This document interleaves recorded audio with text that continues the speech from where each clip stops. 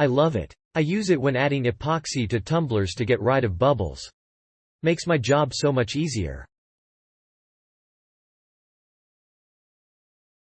If you use epoxy resin, this is the perfect thing for you.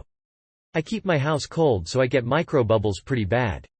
But I use this to heat the resin before coloring and pouring, and I also use it to marble the colors. It's great. This works great at reducing bubbles when working with resin crafts. Although it doesn't get them all, and spills the resin all over the place if you hold it too close, I still like it. As I have further worked with this tool, I have encountered some issues that most likely could be avoided.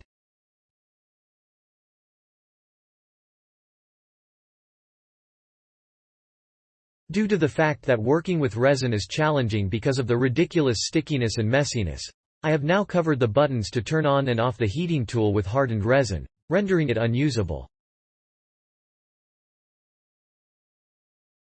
Click link in description for more reviews.